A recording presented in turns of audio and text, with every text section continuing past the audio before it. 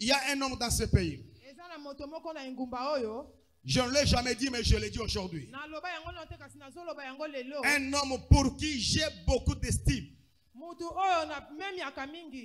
En 2018, alors que j'ai commencé cette église, je dormais dans mon bureau vers 1 heure pendant que je priais. J'ai vu un événement. J'ai vu une délégation des hommes blancs. Ils sont venus au Congo, mais ils étaient dans une loge supérieure. Une loge que j'étais le nom. Ils sont venus au Congo. Et ils avaient une mission de venir prendre la spiritualité de ce pays. Établir leurs représentants.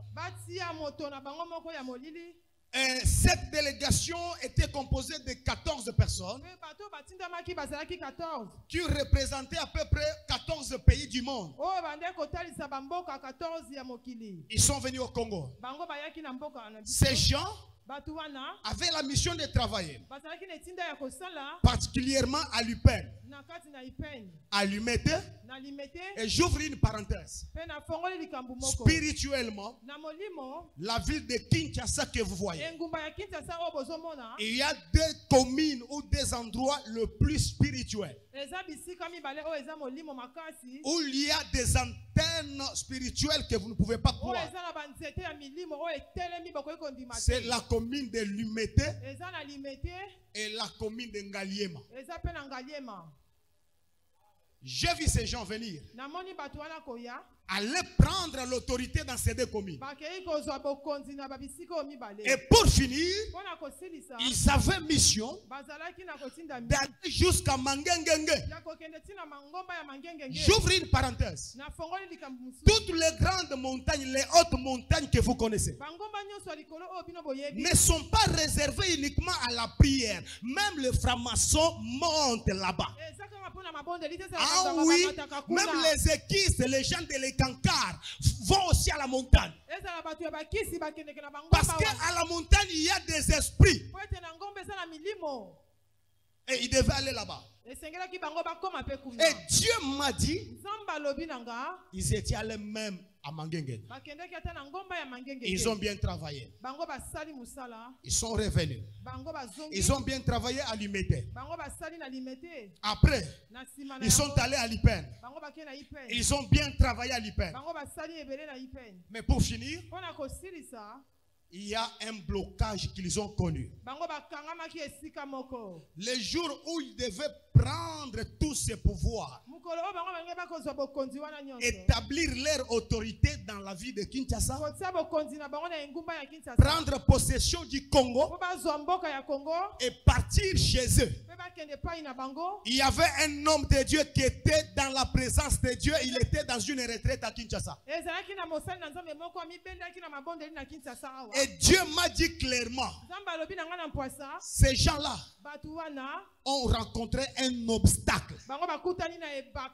Tout ce qu'ils ont eu à faire était détruit. Tout ce qu'ils ont fait ont été renversés. Un homme de Dieu, un homme de Dieu du Congo qui était dans une retraite de prière. Alléluia. J'aimerais dire au monde, au Congo il y a des hommes de Dieu. Au Congo il y a des hommes ouais. Au Congo il y a des hommes puissants. Écoutez mes frères et sœurs, je voyais ça comme un film et l'Éternel est en train de me dire des choses. Je me permets même de citer cet homme de Dieu si c'est possible. J'ai vu ces gens être enflammés par une grande colère. Parce que leur mission était anéantie par la puissance de Dieu d'un seul homme. J'ai dit un seul homme qui était dans la présence de Dieu. Et cet homme n'est pas un prophète. Il ne savait pas que dans ce pays, il y avait une délégation qui était venue pour faire des choses. C'est pourquoi quand on a Dieu, même si tu n'as pas toutes les informations de ce qu'il prépare, mais l'aboutissement, la fin là, c'est ce qui est important. Quand ils ont tout fini, ils ont rencontré un blocage.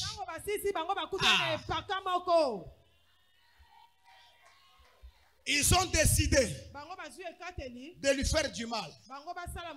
Ils ont rassemblé leurs forces. L'Éternel me dit, regarde, il s'approchait pour lui faire du mal. Et dans mon esprit, je voyais l'homme de Dieu allongé.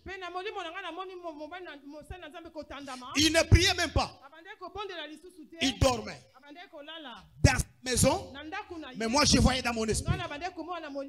Ces gens sont venus avec des armes spirituelles. Ils ont dit, quelle est cette personne qui nous empêche d'opérer ici à Kinshasa, en République démocratique du Congo? Nous devons les tuer. Plus il s'approchait de l'homme de Dieu, plus il s'approchait, l'homme de Dieu était inconscient. Mais je vis 4 voyants militaires entourer l'homme de Dieu. Ils étaient là, entourer l'homme de Dieu. Et je vis la place où l'homme de Dieu était par terre, où il dormait. C'était devenu un océan.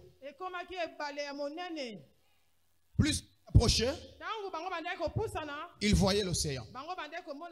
Il voyait l'océan. Jusqu'à ce qu'ils ont échoué encore leur nouvelle mission. J'ai prié pour cet homme de Dieu depuis beaucoup de temps. Que Dieu le maintienne dans sa présence. Jusqu'au retour de Jésus-Christ, qu'il reste dans la présence de Dieu.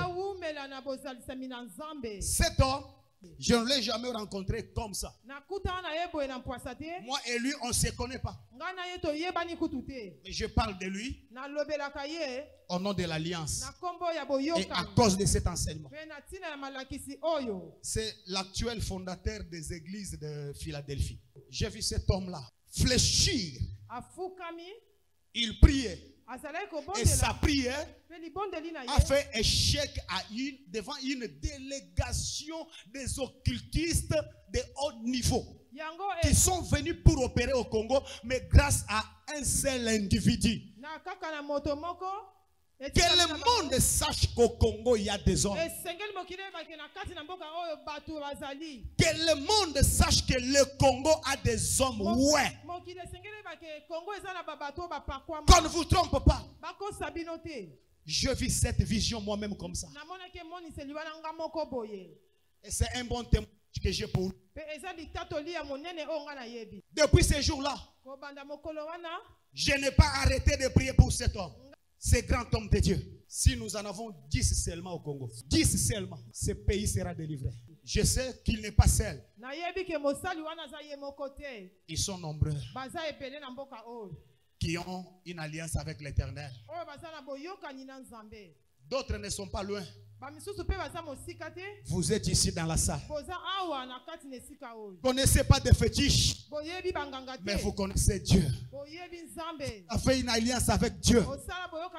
Ensemble avec vous, on fera de grandes choses au Congo. Ensemble avec vous, on parlera du Congo. Et le Congo sera délivré grâce à vos prières. Je crois à la délivrance de cette nation. Faites une alliance avec le Seigneur. C'est important. Très important même. Notre génération va corriger beaucoup de choses. Et je le crois. Que Dieu établisse de vrais hommes de Dieu dans ce pays. Et la délivrance de ce pays n'est pas loin. Je crois. qu'il y a 7000 qui n'ont pas fléchi devant Baal.